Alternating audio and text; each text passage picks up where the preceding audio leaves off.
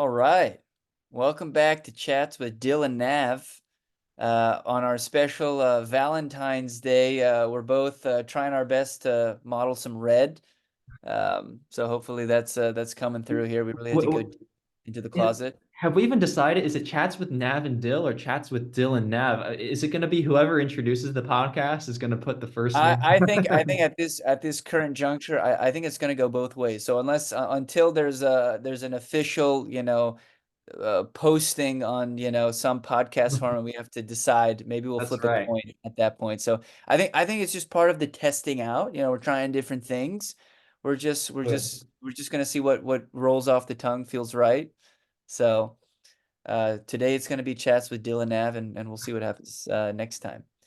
So Alrighty. anyway, to kick off this episode, we really wanted to talk about just this sense of identity, of a professional identity, specifically what it means to be a physician and how what that process is like leading up to getting into medical school and then afterwards. And so I was really struck by something Dylan was just saying organically before we jumped on. And so I'll let him actually sort of share what he was saying, and we'll sort of jump back and forth based off of that. So, Dylan, take it away. Sure. And I think this goes back to my feeling as being a student interviewing for medical school at various, notable top schools, Harvard, Columbia, Johns Hopkins, and things. I think these are all like, as a pre-medical student, very, like up in the sky names. You kind of revere people at those institutions. But I felt like one kind of defining feature of a lot of the students at those various institutions was just how kind of kind and down to earth they were, especially like welcoming me as an interviewee and like seeing how they had like hobbies and outside of what they were doing. And I think it was kind of reflective of what really just like high functioning people are able to do and the kind of life they're able to lead. And I kind of admired that. And so even going into medical school at Harvard, I was always kind of thinking that I don't want being a Harvard medical student or one day a graduate of the school to be kind of my defining life achievement, right? That I like went to Harvard. I don't want that to be the first thing that comes into people's mind when they think about me. I want it to be these other character traits of me, but also perhaps other achievements, something about being the fun person who can teach himself how to juggle, or the boat captain who can take out his friends, or perhaps big other professional achievements, someone who's the CEO of a company he founded, or things like that. But the point is, I don't want to be someone who's kind of always tied to this one thing and or decades from now kind of living in the past, right? Did you ever kind of feel that way or reflecting on it at any point before or after graduating? I definitely resonate with that sentiment. And I think, especially going into medical school and being a pre-med, that in itself has such a strong identity, of hoping to sort of, overcome that hurdle, get into medical school. And then at that point, you are a physician and sort of go through your training and further specialize from there. What I found interesting too, and this might be not fully related, but still have some decent overlap, is that I found it interesting that these days the selection for medical school is someone who has a lot of different experiences, who's, well-rounded. They talk about holistic applicants, and, people are doing research. They're involved with leadership, with community service, and I definitely, as a pre-med, really enjoyed these different experiences. I love doing a little bit of one thing, a little bit of other thing. I feel like it gave perspective. It just furthered my own development. And one thing that was a bit tough was that you then come to med school, and just the amount of time that you have for these other things suddenly became a lot more limited, and it just became a lot more sort of one track focused of your courses and your rotations, which I guess somewhat was to be expected. That feeling of the time shift, I felt like there was a lot more color in a way. And then all of a sudden, med school became sort of monochromatic with, like, just because of the amount of volume of information that we had to learn, there was still certainly time that one could make for extracurriculars, and, we did. It was just that amount of time was less, and it just felt like that dominant sense of identity was just Mhm. being medicine, and that was just a shift that I don't think I was maybe quite ready for, especially enjoying these other identities, you know? Right. So, Yeah, what do you think about that? it's kind of like how often people can get so caught up in chasing a long-term goal that they almost don't know what to do with themselves once they're there, right? The same thing in playing like video games and stuff. It's all about reaching that next level, and then you reach that next level, and you're still playing the same game and stuff, and it can almost just feel like less fun at that point. And anyway, I think as like a pre-med, you could be so laser focused on your goal and stuff, and like, you're so regimented and have all these like extracurriculars and stuff, and really be kind of like thriving, knowing like every little piece of what you're doing, whether it's a book club or some other pre-med activity, or even like an ultimate frisbee club and things. It's all kind of part of this becoming a well-rounded applicant, and going to this long-term goal, that you almost have to rediscover yourself and what your purpose is as like a medical student. And obviously, hopefully you have some extent, your long-term goal is to become a doctor, right? If you're at that stage, and so you can kind of move to the next phase of, now I want to be a well-rounded person for residency. But like you're saying, you're kind of so like limited, at least in the early stages with your classes and then with your rotations, that you can have to rediscover for yourself, like, what is it really all about. And I've heard of people that make the jump, from undergraduate, or maybe even taking some gap years, to finally getting into med school, and actually becoming a little depressed, feeling like, I don't understand, like, I don't have the same motivation that I had as like a pre-med. Like, I used to be able to study organic chemistry for 10 hours a day on the weekend, and now I'm just drowning in this med school material, and I don't even have the motivation. Luckily, that wasn't quite the experience for me, but I could see that being a risk, right? When you're too focused on one goal. Yeah, yeah, exactly, that the motivation, and just like when you said, when you get to the next level, or just that big goal that you're working for, it's sort of like, okay, now what? What's next? Now what? And it seems like for both of us, the what's next, the the path that was the most common was, residency, and we both, for various reasons, decided not to. And I think that's something that I've continued to think about and deal with, is just, for most of my life I had this vision of myself as a physician, one who sees patients, Mm, and in sort of uncoupling that, and that was so tightly bound to just my sense of who I was, my mission, my purpose. And now that that's not the case, just disentangling that has been an interesting process. Both, growth and good aspects to it, but certainly it at times, it's not been easy, and you sort of look back and are like, oh, I thought about this for so long that um it it's almost I had a friend describe it. It's like there's a grieving process that has to go through, like mhm, making this decision, like grieving the sort of loss of this identity. And actually, something I read recently was, just given how prevalent the physician identity is for people who are doctors, that especially when times get tough, and especially nowadays with moral injury and burnout, and just I was reading this piece about how the physician identity is certainly a badge of honor, and something that they hold with pride, that is esteemed by, society, communities, and all of that, which is great. But they countered it to say, in some ways it's almost like it's armor, that, mhm, yes, it protects you, and it's part of your identity, but that it can really also like weigh you down.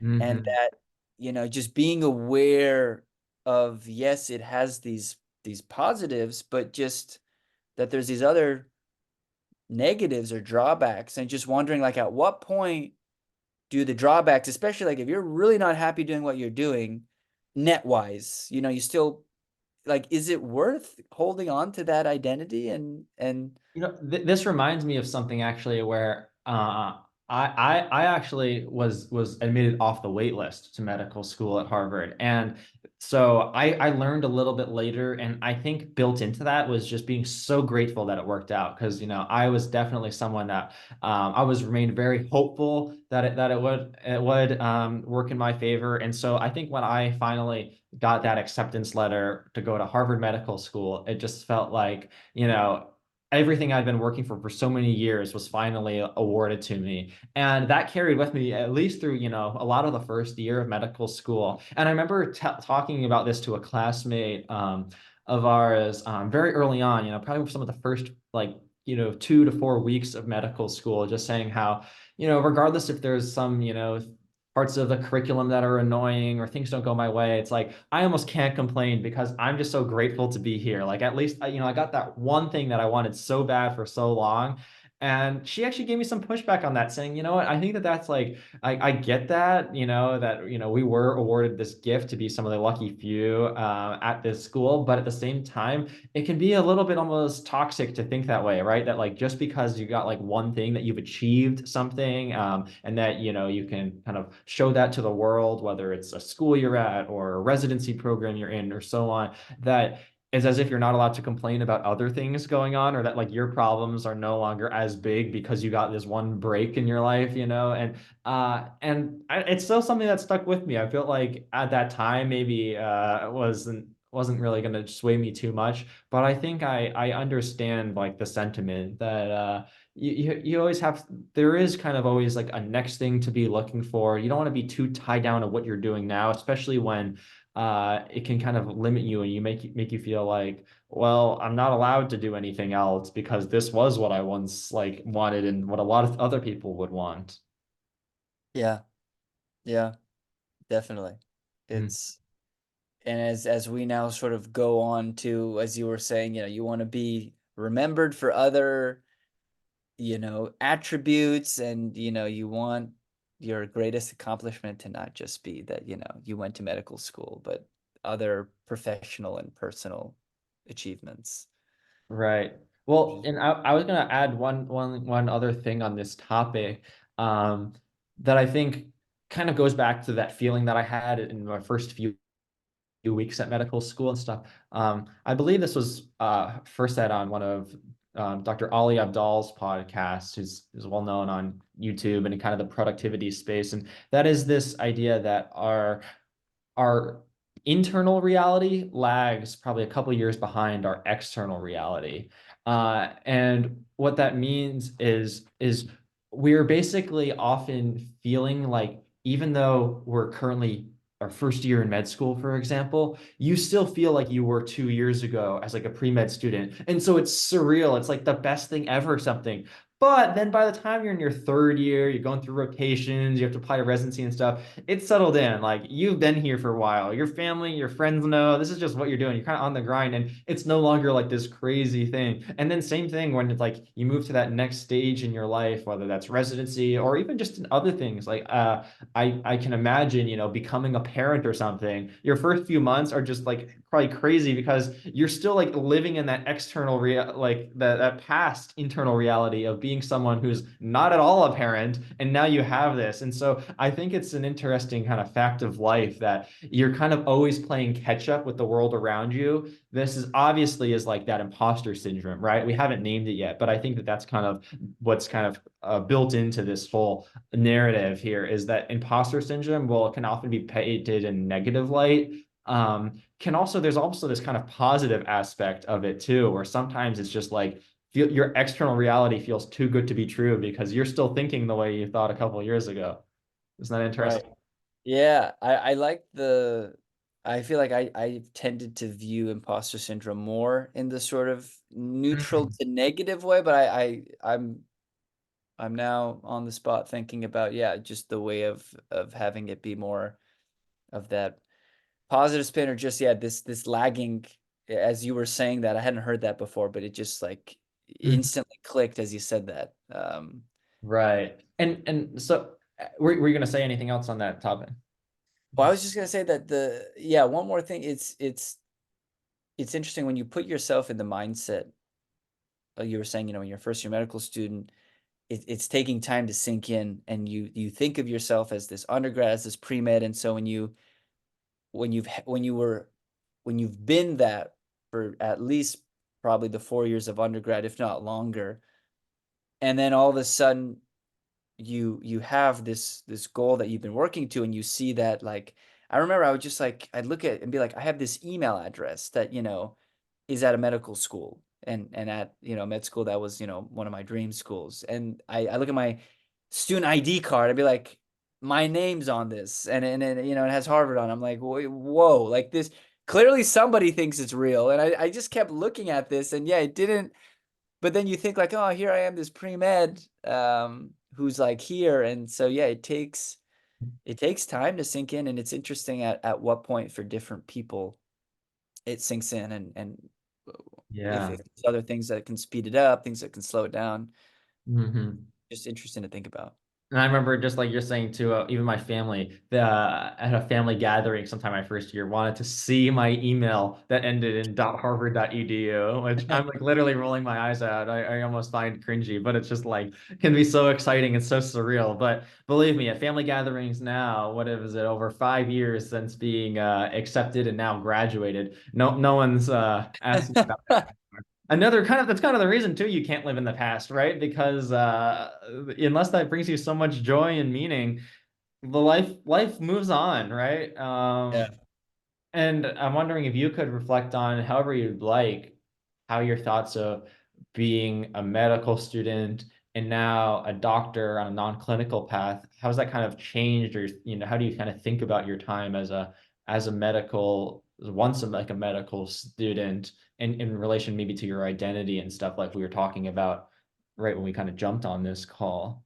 Well, now to use some new language that I've learned, I think my internal reality is lagging a bit. It's gotten there, whereas yeah, the external reality now for um, at least it's been what, 7 months since we've graduated.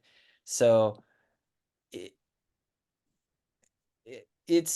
I feel like not only I feel like there's actually like multiple different feel like there's certainly the medical student identity of, and then of not being a physician or being a practicing physician, but also just, not being a student. Because I just Hmm. think for most of our lives, the student identity has been so present. And, we both took one gap year in between undergrad and med school. And I think that was certainly an awesome experience. But we knew that we were going to be coming back, and it was going to be for 4 years at least. And so it's just been interesting transitioning now to be like, huh, like I'm no longer an official student. I certainly still consider myself a student of life and a lifelong learner, but just non-official student, and the realities that come with that now of student loans, kicking in, and what it means That's to a good to reminder you were a student for many years. yeah, that's good. That's definitely gonna be a reminder. Every But month. and now, like, working, and what the work day looks like, and what the path looks like. And so I still do reflect on the med school days, and like I said, because of the identity of being a physician being so strong, I still think back, and I'm like, oh, what at times, like, what would it have been if I had stayed? Where do I see my life, and how I'd be spending my time? And I do think because it's still pretty recent, that it makes sense that it's more fresh, and that I anticipate as time goes on that probably that feeling and thinking back will probably diminish. Hmm. What's that process been like for you? Yeah, it is interesting that I like jokingly considered myself a professional student, for most of my adult life so far. And you do have to kind of, yeah, switch out of that mentality, right? You're not always being told something to do. You don't always have like a deadline to meet, or on an assignment at least, and have to study for that next test. But obviously, some of those skills transfer over to the working world quite well. But yeah, I think I think for me, there is just still this part that's like feeling like it is surreal. It's like you're kind of jumping into the unknown, right? I think that's a difference between being a student, a medical student, where everything is super structured. That's something we've talked about for a while. And now Oh, you need to yeah. find that new structure. And unless you go straight into a company that's pretty all-consuming, which you and I haven't, been a little bit more of a winding, different kind of parallel entrepreneurial paths, dabbling in different industries. It can feel like a little bit uncomfortable at times, Iman. And I still think maybe one way though that my college and med school year has influenced my way of thinking are both of those happened over a long period of time, right? 4 years with a gap year in between. So Mhm. I do like to kind of think of that as maybe being at least an approximate measure of judging achievements or success and things because we can put so much pressure on ourselves of having to achieve a lot right now. We're actually recording this on February 14th. Happy Valentine's Day 2024. But it's been less than a year, but coming up on a year of our graduation. And I think you can make yourself crazy thinking like, well, what have I really done this year and stuff? And of course, there's things you and I can name, but I think it's almost healthier to think, what can I achieve over the next 4 to 5 years, right? Give myself that kind of same sort of timeline. And I think by that point, we'll feel a lot more kind of adjusted and accomplished in our professional lives outside of school. I like that a lot. I definitely think that there is this pressure to achieve and to achieve, Mhm. you know, big, and Mhm. sort of want to feel like we're continuing to just build and grow more, whatever, I mean, whatever that means, if that's even possible. But that year thing I really like because I remember, well, yeah, when I first started, especially undergrad, it took time to get involved with certain involvements and to then build longitudinality and experience, whether it was in research or one of my sort of notable extracurriculars. And then it was so uh, just great and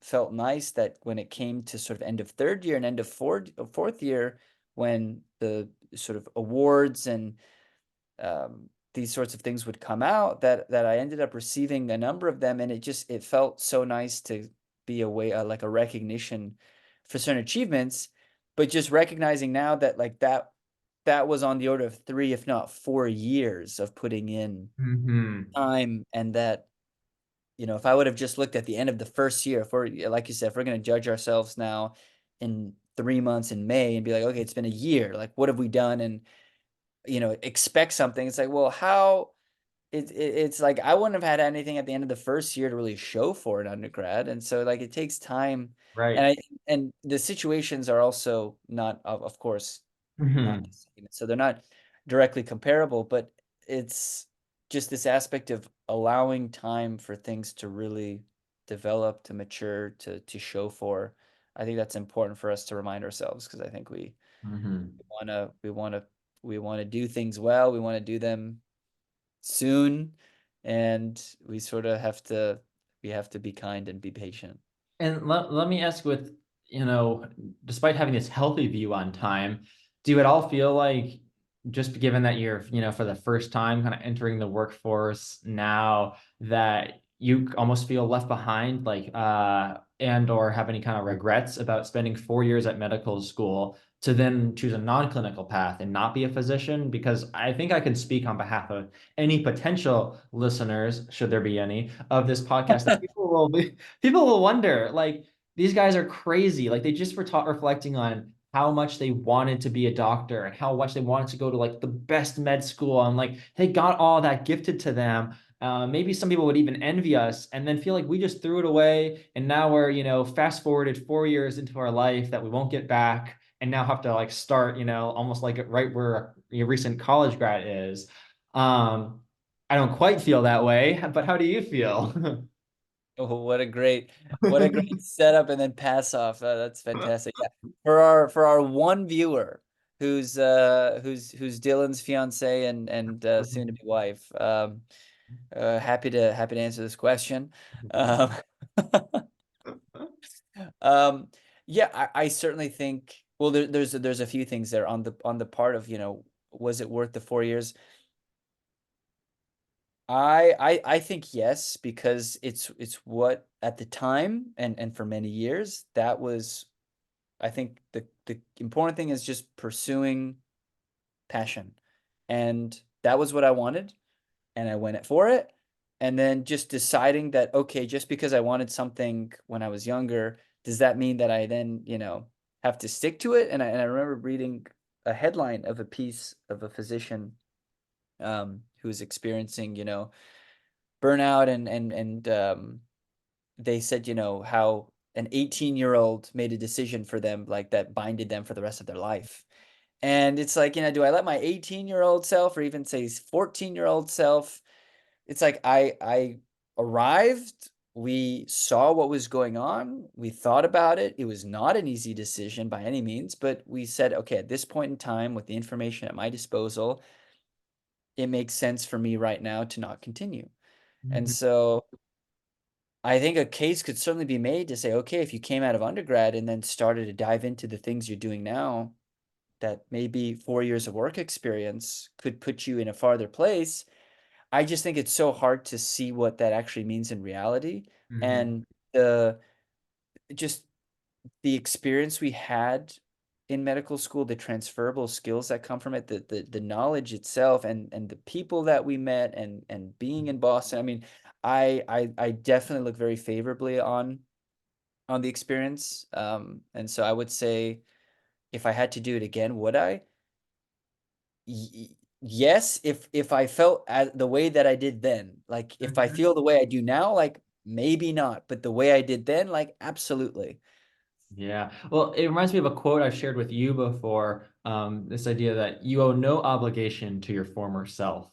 And I think that's worth reflecting on. I think that struck me, both of us, when I heard it during this process of kind of choosing something a more creative, alternative career path than going to residency. Is that, yeah, just because you made a decision when you were 18 or 22 or any time in your life doesn't mean you're bound to it.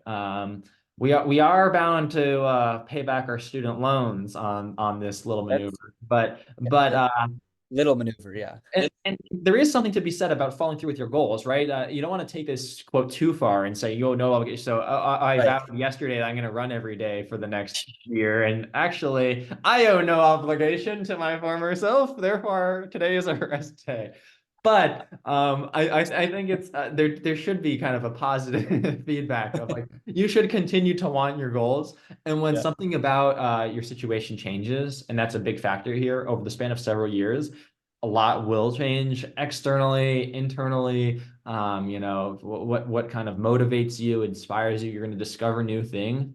I think there should be flexibility built into that. And I mean, I think anyone who thinks otherwise hasn't quite experienced that kind of pivotal moment in their lives, right? Like for those who have followed a traditional path in any career field, I don't know if assuming that person's fully content with what they're doing, I don't think that that person necessarily understands enough to, cast judgment on anyone else's decision to perhaps try something else. But I think most people later in their life will tell you that a lot of the kind of the meaning and joy and positive experiences and outcomes in their life came at some point from taking risks in their youth. And often those risks, right back to what you were saying, are about following your passions, right? And no one wants you to be doing something that you're not passionate about. That's just whether a physician or otherwise, probably not even good for society at that point. Yeah.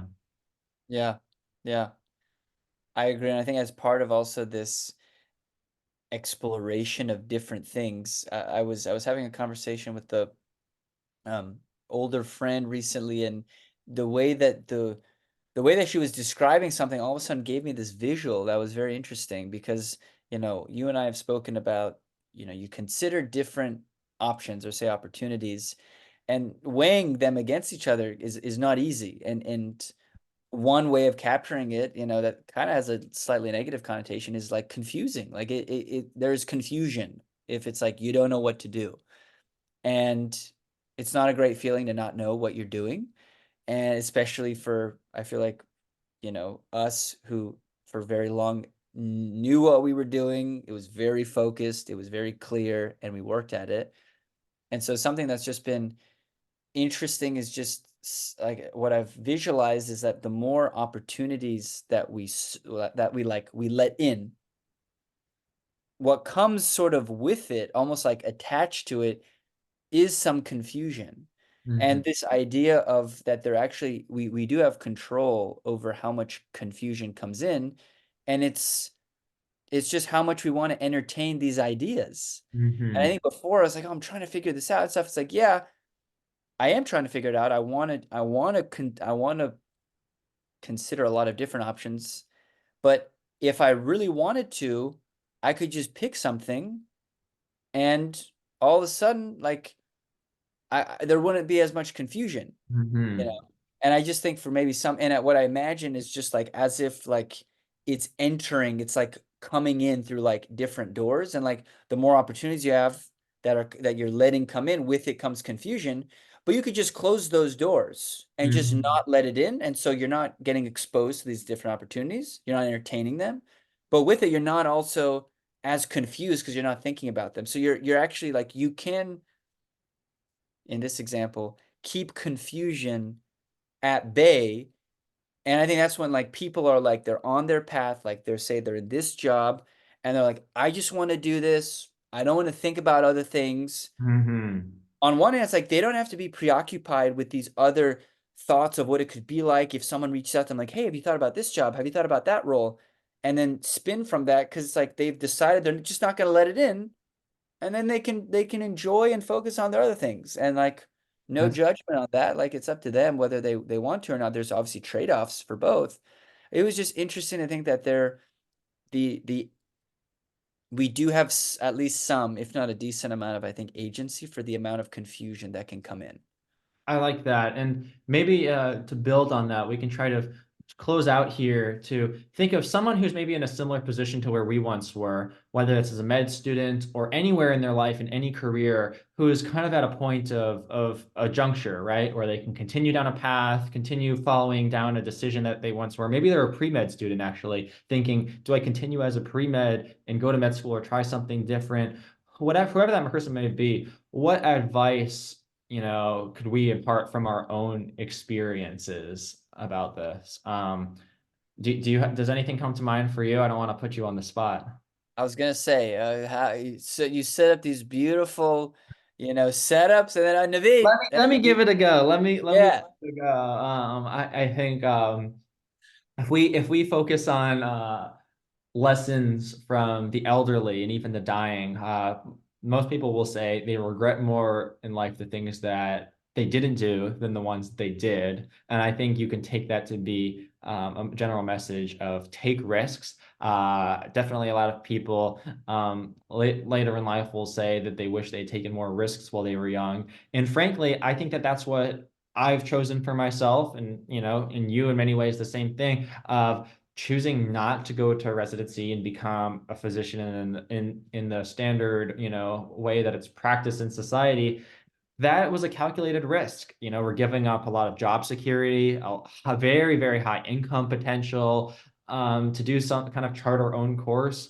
But so far, it's been a positive experience. It's kind of opened up very exciting and twists and turns. I'm going to Las Vegas in a few weeks, and that wasn't expected. That might be a podcast of its own in the future. So, nevertheless, I think someone really needs to think of it that way in terms of a calculated risk. Think about what would you be giving up if you're not to continue going down the path that you're on. But what potential rewards are there for you, and to think about that across a few dimensions. Not to get too overwhelming, but one of them is practical, like financial, and other considerations there. Do you have other dependents or not? If not, then that's another reason you can take this risk. But also not just financial or professional, but also your happiness, right? That's something you and I prioritize a lot. And think about that and what we kind of consider right now to kind of reflect on where do you want to be? If you were to take the best guess, what would be the ideal outcome of your life? And am I working towards that or away from that on what I'm doing now, and use that to guide you? So that would be kind of my advice to both my former self or someone else kind of considering a question like this. I love it. I love it. I don't know if I have so much more to add because I feel like that That's that ca comprehensive. that cat sorry? it was fairly comprehensive there, so I might have It, stolen two or three things bundled in. no, it was beautifully comprehensive. I think one thing that I also really tried to pay attention to, like what you were saying about this sort of this happiness and what you like, is this duality of nourish versus deplete, and Mhm. just trying to be really just pay a lot of attention when I'm doing honestly anything, whether it's interacting with a friend, family member, work, of just how am I feeling like in the moment and afterwards, like from a nourish and deplete standpoint. And that was something where in my past, a lot of like, work or school related activities did have a nourish component. Like I was energized, I was excited. Obviously not all the time, like studying was intense and tough, but it it and probably because there was a very clear goal, like it wasn't just depleting. Whereas what was tough is that I felt like pretty consistently on my rotations, as much as I also wanted to want it, which you think that's sort of even boosting it up more, Yeah. I just was incredibly depleted. And I was just I felt drained, and and it wasn't once, it wasn't twice, it was so consistent that that's where I said, look, this I'm not making this decision on a whim. And even to consider the other logical parts that you were saying, like the financial piece, Mhm. it was ultimately like taking all that into account. And so I one of my main pieces would be like what you were saying about really evaluating, is like just really paying attention to how how you're feeling about what it is that you're doing, and Mhm. really taking stock of that, and just considering what your options are, and having really substantial conversations with people in your life who really care about you, Mhm. who are at different levels, different types of mentor figures, friends and family members. Gather these different perspectives. They might not align, which can make it tough, but ultimately, like, it's going to be your decision anyway. You have to live with it. So, Right. There's a lot of I think wisdom there. I might have bundled three things, and you bundled in three or four more too. I like it. so. Um, Yeah, but I'd say those are the main things. I love that. And to close out, I think what you said too about kind of nourishing versus depleting, that kind of resonates with me. I've heard this actually in the world of dating science as well. When you're just starting new relationships or, just dating people, when decide, rather than kind of evaluate that person based on, their job, their income, their school, or any other, facts that you might learn at like a dinner date, think about, are they someone that energizes you, or kind of depletes you, and kind of use that to guide you. And so anyway, Naveed, you're an energizer for me. These conversations are always a joy, and it was a Likewise. pleasure. That's awesome. All right. Until next time. Take care.